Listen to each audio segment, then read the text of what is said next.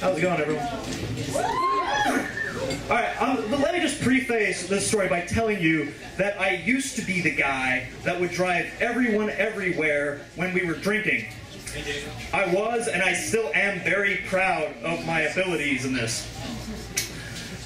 That being said, the fashion in which I got my first DWI was that of a supernova.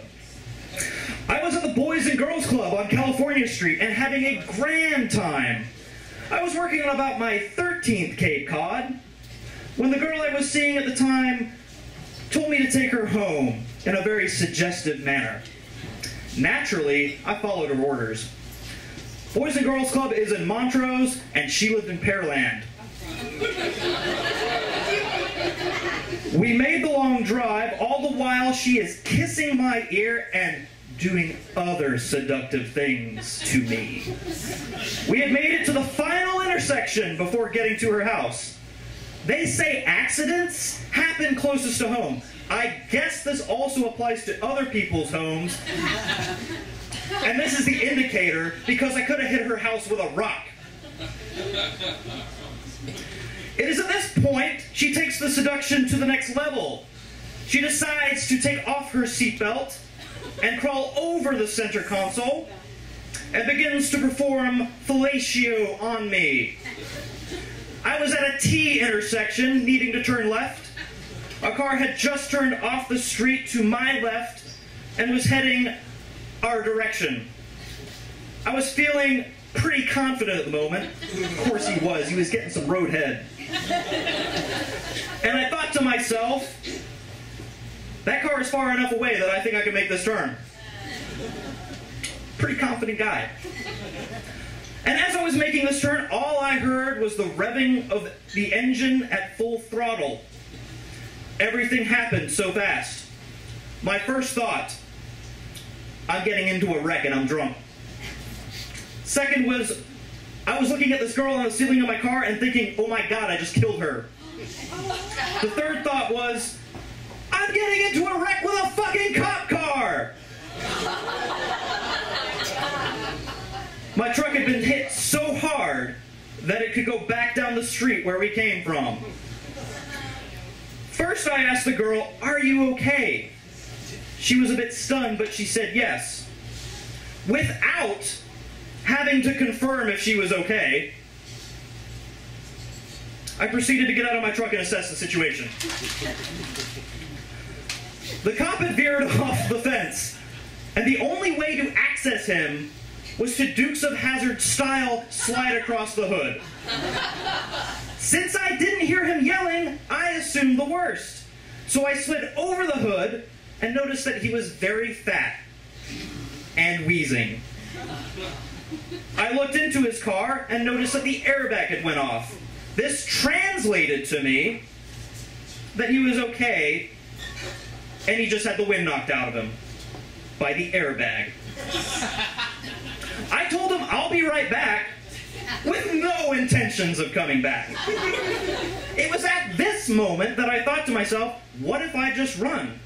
But then I realized that's impossible. That's what 13 Cape Cods do to you.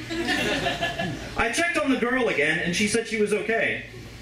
She was just going to walk home. One rock-throwing distance home. She walked away from the scene with her high heels and her clutch bag in hand. She stumbled, and I wasn't sure if this was because she was drunk or a concussion. This is the sweetest part of the story. I told her not to go to sleep, and she told me not to either.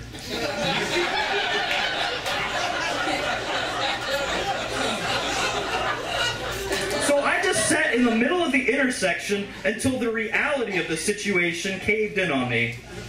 I thought about running again. I never saw the big fat winded cop. A young police officer pulled up and began trying to perform sobriety and breathalyzer tests on me. I refused, naturally. Now I was handcuffed and he threw me in the back of a police cruiser. I began banging my head on the plexiglass, trying to knock myself out, to no avail. After an hour or two, the state trooper opens up the door, picks me up by the handcuffs, and throws me onto the trunk of the cruiser. I thought I would never hear a cop say this in real life, But he said, "You got me out of bed for this shit?" He was saying this because all he really wanted to do was write me a ticket, but all he could get me on was failure to observe a stop sign.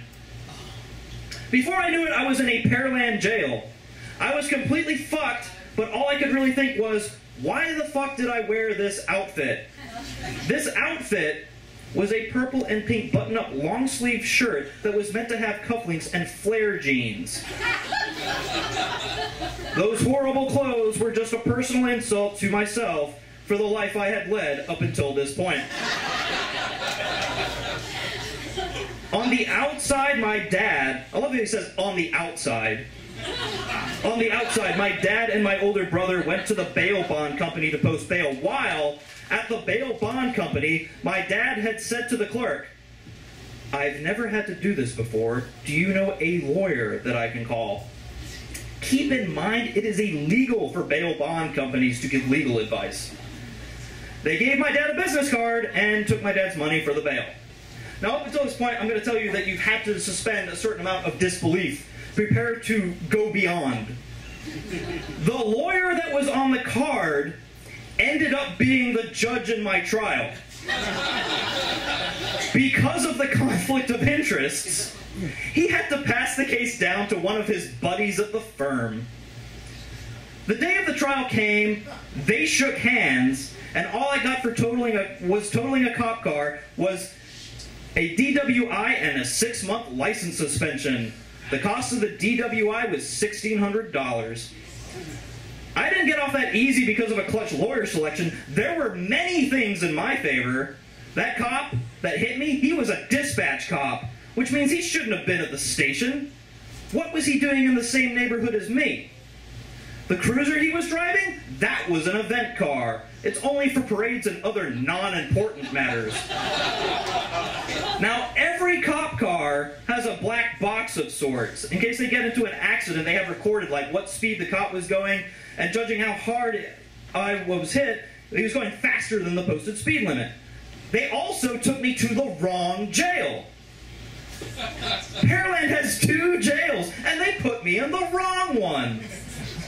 Last but not least, I was very put together and cordial for someone that drank 13 Cape Cods and destroyed a cop car. I still drive that truck to the day, by the way, like a rock.